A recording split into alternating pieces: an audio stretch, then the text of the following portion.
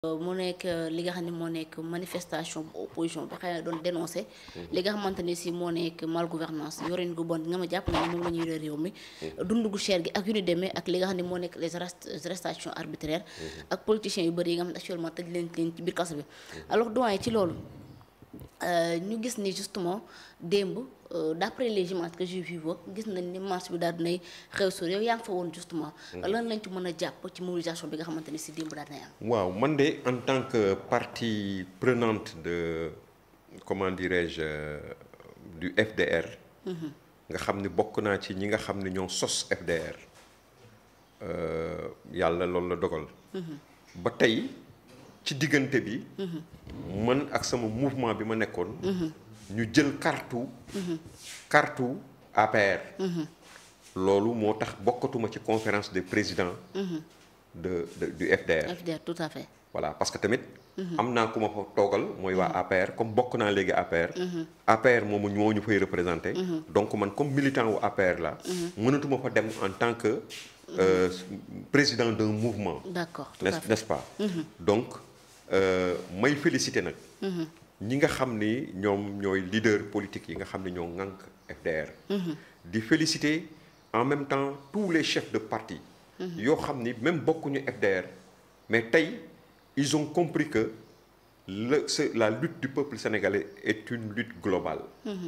bu nga xam ne ñun ñëpp ñoo ko bokk. donc ku ci nekk bu fekkee ne réflexe boobu nga am. à chaque fois que mu am ay opposants yu nga xam ne jël nañu benn initiative opposants yeneen yi ci des yëpp. ñëw solidariser wu. je ne dis pas une solidarité boo xam ni ci kaw ay waxu naxa sa xandak moo ko lal wala ay question de parti politique rek. strictement mais loo xam ni dafa jëm ci askanu Sénégal. woote parce que dund bi dafa cher. bien sûr woote parce que sénégalais yi factures yi metti na ci ñoom. woote parce que bourse de sécurité familiale yi nga xam ni. gouvernement bii fi toog. nga xam ni président Macky Sall moo ko fi indi woon di fay ay salaire ay nit ñu gën a néew doole ci askan wi ñetti weer yu nekk wala ñaari weer yu nekk. mu yëkkati 35000 francs jox leen. nga xam ni ñi ngi ëmb ku ci nekk lu mu néew selon ANSD. famille bu nekk am nga juróom-ñetti nit yu nekk ci sa ginnaaw. nga xam ni boo koy seet sur 400000 familles day nekk plus de 4 millions de personnes. yoo xam ni dañ doon loolu daf doon impacté ci ñoom. tey nga gis nga xam ñi ngi jëm ci ouverture des classes. xale ñooñu nga xam ni famille yooyu ménage yooyu. gën a néew doole am na ci ñu nga xam ne mënuñu sax répondre ci besoins yi nga xam ne seen i njaboot am nañ ko pour mën a dem jàngi. te boo koy seet bourse yi lañ ci defoon mooy par force da ngay scolariser pour am ko il faut que nga scolariser sa njaboot pour am ko il faut que sa njaboot di bokk ci ay mutuelle de santé wala yu demee noonu parce que dañuy jël sax ñi am bourse dugal leen ci biir mutuelle. képp ku am bourse 400000 familles ku ci am bourse de sécurité familiale. État du Sénégal moo lay jël à 100%. yàgg sa njaboot. tout à fait. yàgg sa njaboot juróom-ñetti nit yooyu ma la wax muy 4 millions de personnes yoo xam ni État du Sénégal moo leen di fayal. ci biir mutuelle de santé. ba ci photo yi ñuy photo wu. tout à fait. photo bi ñuy def ci seen carnet sax. ak seeni doom. État du Sénégal moo koy jël defal leen ko à 100%. ils sont pris en charge.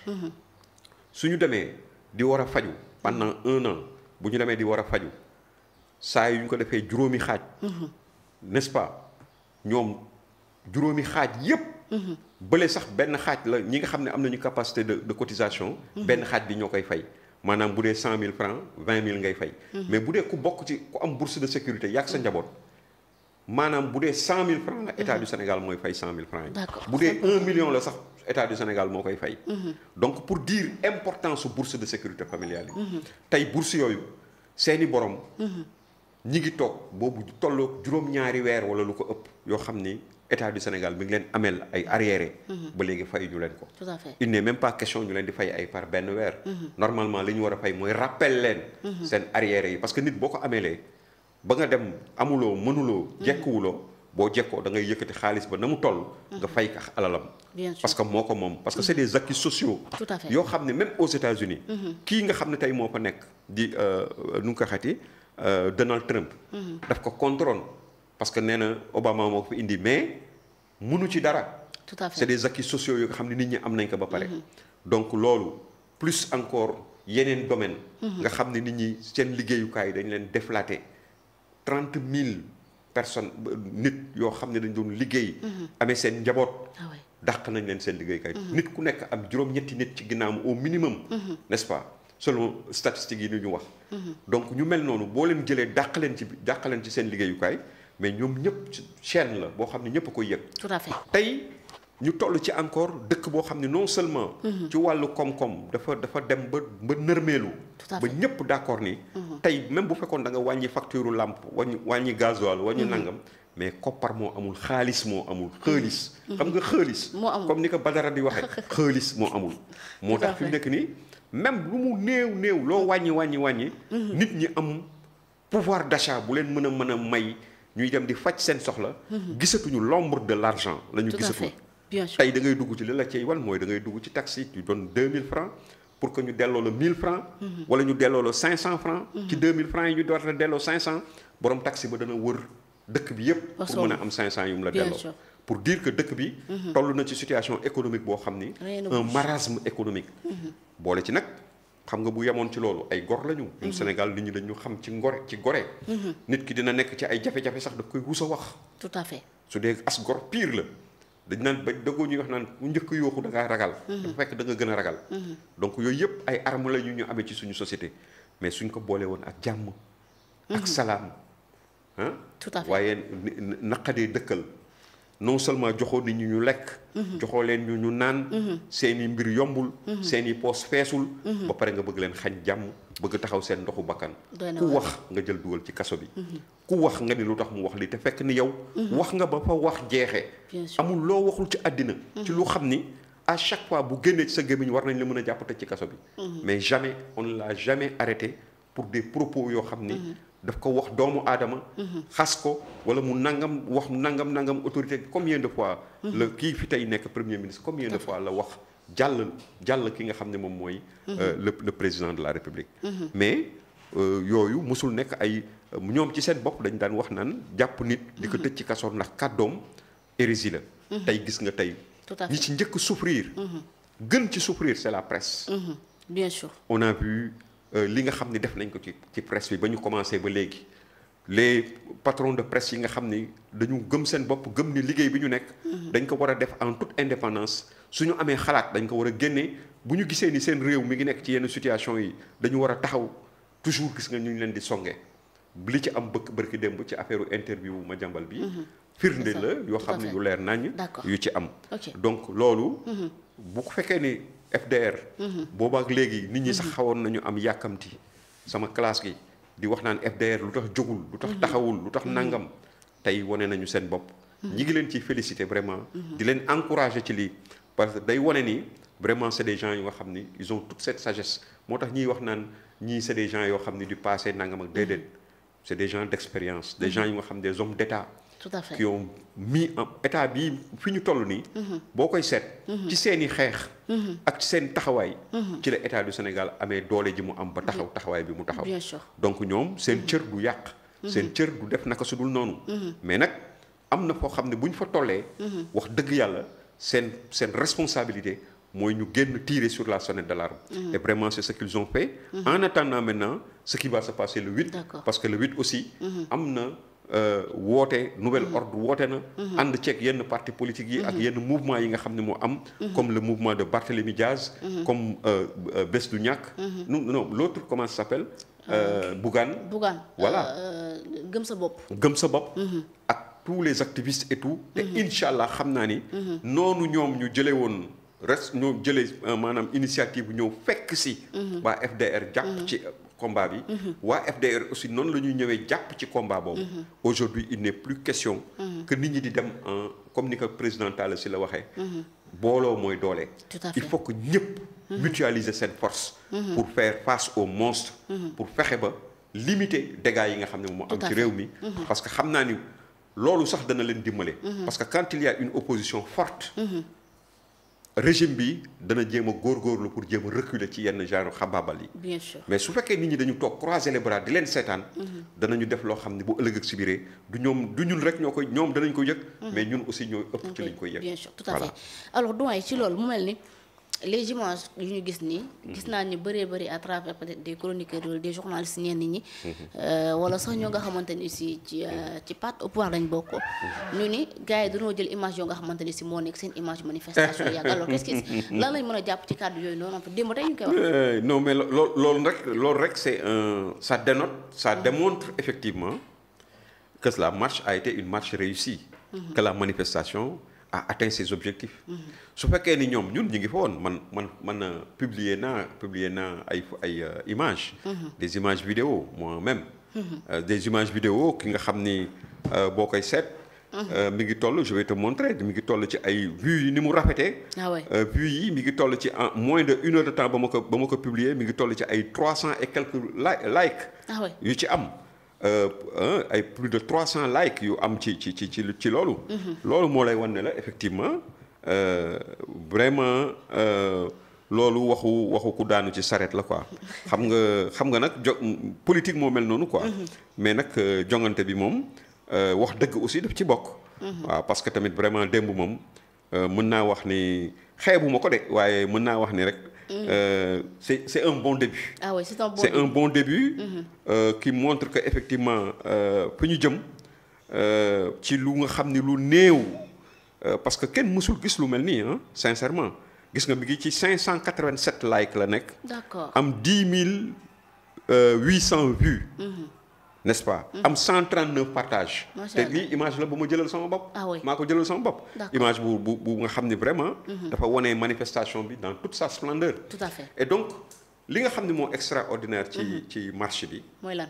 mooy réew c'est la première fois au Sénégal ñu gis benn pouvoir. bu installé wu bees. defagul ñaari at def 18 mois. nit ñi maanaam.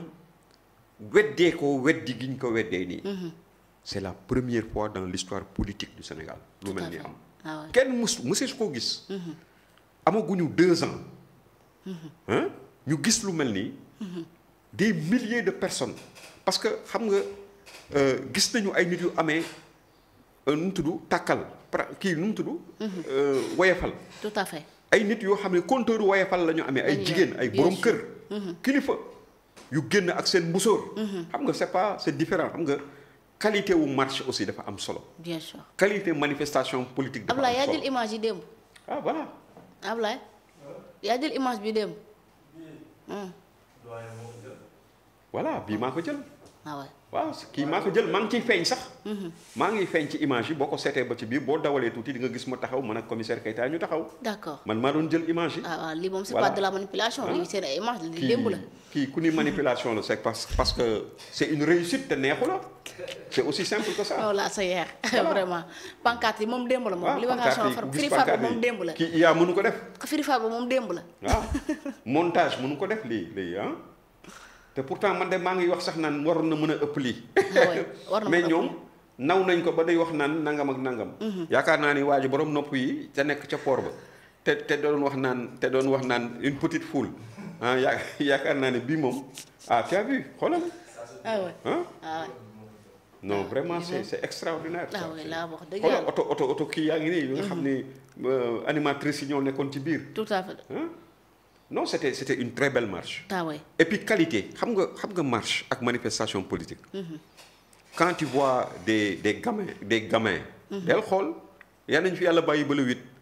tu verras beaucoup de de bambins. beaucoup de bambins et beaucoup de clochards. yoo xam ni des gens yoo xam ni da nga leen di xool de visu. boo xoolee rek. ci ñaari manifestation yi na nga natt. ban moo ci am ay xaleel. ban moo ci am ay magi jëmm. ñoo xam ni ay borom kër lañu marche bi. marche borom kër la. li ci ëpp ay jigéen a ci nekk. ak ay nit ñu mukallaf. yoo xam ni ay responsable lañu. tout à fait yoo xam ni dañuy ñëw ñu ni leen dépense. wala ñu ni leen facture wala ñu leen lii wala ñu leen lale amee seeni doom ak seeni sët. ak ay ndaw li extraordinaire mooy ndaw ya àndoon ak ñoom yu nga xam ni structuré yëpp. tey dañ leen wan gannaaw ñëw ànd alors mais doyen ba ñu jeexal ci marché bi démb. day mel ni gis nañ ci des invités surprise ñoo nga xam ne daanaka gëj nañ leen a gis. ci landerneau politique déggatul leen sax rarement. ku ci mel ni Cheikh Omar Anne ku ci mel ni Racine Talla ñu ci bëree bëri ñu gis leen ci ku ci mel ni aussi Massaly li ñu koy gis mi génn bariwul. gis nañ fi l'autre la ma Talla Sylla gis nañ ko fi ñu bëree bëri gis nañ leen les acteurs politiques démb ci marché bi. alors lan moo waral. waaw xam nga ku mel ni Racine Talla d'abord dégg naa la nga boole ko ci ñi ñuy cité. mais Racine Talla est l'un des éléments les plus dynamiques de l'APR à l'heure actuelle. Ah bon? Oui, le maire Racine Talla, c'est l'un des éléments les plus dynamiques de l'APR à l'heure actuelle, qui est dans la communication, qui fait un travail exceptionnel aux côtés de Seydou Gueye, n'est-ce pas? Donc, il est vrai que Racine Talla, c'est une personnalité, une forte personnalité, une personne respectable et respectée, très discrète. C'est une personne discrète boo xam ni fépp fu mu mën a nekk du fës wala yu demee noonu du nit koo xam ni da nga naan sax est-ce que c'est un homme politique. Tout à fait. Tellement dafa nekk nit ku réservé et tout peut-être moo tax du fës trop wala yu demee noonu. y a des gens nag par contre. qui sont voilà extravertis. nit ñi dañ leen di gis ci lu ne. mais moom je fais un témoignage sur lui c'est quelqu'un qui est très proche. qui est très impliqué dans la marche de l'APR. Tout à fait. Bon ñi ngeen xam ne ñeneen ñi nga xam nag ñoom c'est des chefs de parti parce que Racine il fait partie de l'APR. ku mel ni ki Cheikh Oumar. ak ñeneen ku mel ni ki Talla Sylla. Talla Sylla il a fait sa déclaration. ni boobaak léegi mi ngi toog bokkagul ci dynamique gu FDR. mais dafa def déclaration lu jiitu lii. wane ni à partir de maintenant il a suffisamment regardé et analysé la situation du pays. ak partem à travers un congrès. régulier. ci la ñu jëlee décision ni léegi jot na nag pour lépp loo xam ni day salfaañe wala day indi ay jafe-jafe ak yelleefu sénégalais yi. ñoom danañ ci xar seen tànk tubéy nañ ko doon defee démb ak barki démb. Tout à fait. parce que temps de grâce bi doy na mat na. ci la impliqué woo te moom xam naa ni tànku kanam la amul tànku ginnaaw. Talla Sylla boo jëlee ku mel ni ñoom nouvelle responsabilité. ils ont brillé par leur absence ci yenn question yenn kii yi bokkoon nañu sax FDR. mais am na peut-être ay maanaam réeroo yu amoon ci la façon de diriger le FDR. parce que man bokkoon naa ci situation booba temps maa ngi siégé. ci conférence des leaders. xam naa ni li leen kii woon mais am na benn instant boo xam dañu yaakaaroon ni ki ñu tànn pour mu jiite comme Khalifa Sall mooy jiite affaire bi c'est pour toujours alors que affaire bi c'est rotatif. Ah ouais. waaw ku nekk daf ko war a jël. chef de parti bu nekk. dina am tuuram. pour jiite. li nga xam ne moom mooy FDR. xam nga ba ko Khalifa jiitee ba mu àpp ba jot. ki ko jël tey amee ko. mooy ki jiite PIT. le parti de l'indépendance et du travail ñu ko naan PIT. mooy ku ñuy wax Samba Sy. non Samba Sy tey moom mooy celui qui effectivement est à la tête. di coordonner. li nga xam ne mooy les activités de beneen yoon certainement. kenn ku bokk APR moo koy doon wala ku bokk ànd jëf. wala ku bokk beneen parti politique. moo koy jiite. donc ñoom xëy na tey dinañu gis ni cette équivoque levé nañ ko. leer na ci seen bopp. certainement qu'ils vont s'impliquer davantage. dans les activités de machin. mais ñeneen yi am na ci ñeneen ñu nga xam ne comme ni ma la ko expliqué. xam nañ ni cette question-là cette marche est une question qui concerne l'ensemble des Sénégalais. Et donc il n'y a pas de raison que loo xam ni njëriñu Sénégalais la njëriñu askan bi la. ñoom ñu ciy banque seen loxo pour des considérations partisanes. loolu bu ñu ko defoon dañ leen di jam xeer sànni xeer. Tout à fait. mais donc ils ont fait leur devoir. et vraiment ku mel ni réew mi moom depuis tout le temps mi ngi ci biir. Tout à fait. le réew mi Idrissa Seck est représenté par quelqu'un qu'on appelle Ali Saleh Diop. ancien ministre. n'est-ce pas donc ñooñu ñëpp ñu ngi ci biir loolu moom xam naa ni moom. booloo unité bi nga xam ne moom la ñu soxla. yëkkateendoo tegandoo dans le cadre d'un front. par rapport à des questions données des questions nationales. je pense que incha allah on a marqué un coup et kanam la jëm incha allah. waa AFP ñëwoon nañ. AFP bien sûr d'ailleurs. L'AFP est tellement bien représenté par son secrétaire général, Mbaye Dione, qui s'est déplacé. Celui qui a remplacé le président Moustapha Niasse. Bien sûr. Et encore mieux, c'est à partir du siège de l'APR, de l'AFP, que l'ensemble des leaders du FDR se sont réunis. Foofu la ñuy déparé pour ñëw ci marche bi. D'accord. loolu day wane ni l'AFP est au milieu de voilà de la dynamique. Merci beaucoup doyen. Alors autre chose ñu waxtaanee ko ñeer itam li nga xamante ni si moo daal nekk mbirum